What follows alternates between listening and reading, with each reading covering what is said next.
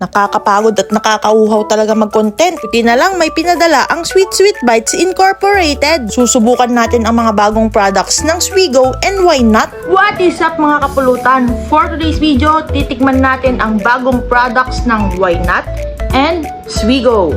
Let's go! Ang dami kong pagpipilian mga kapulutan, pero una kong titikman yung umakit sa mga mata ko. Maganda yung packaging, may cover na, may seal pa. Isang product ni Why Not to mga kapulutan, ang refreshing strawberry. Na-amaze ako sa lasa niya kasi hindi siya masyadong matamis. Creamy siya tapos may nata de coco and sago pa sa loob. O diba, habang umiinom ka, kumakain ka na rin. Alright to mga kapulutan, approve kay pulutan ng ina mo. Next na titikman natin ang product ni Swigo. Pinili ko yung chocolate. Sabihin nyo na naman, maarte ako magsalita. Chocolate. Kailangan i-shake muna daw to para mas masarap pag iinumin. O shake.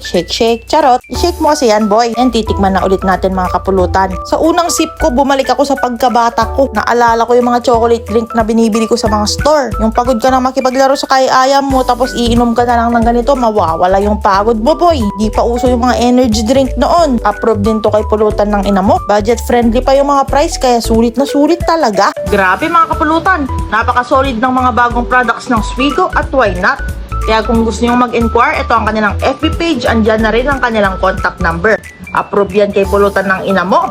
Kaya kung negosyante ka at gusto mo ng dagdag kita, i-message mo na ang kanilang mga customer care representatives. Meron sila sa La Union, sa Pangasinan, sa Ilocos Sur, and sa Baguio.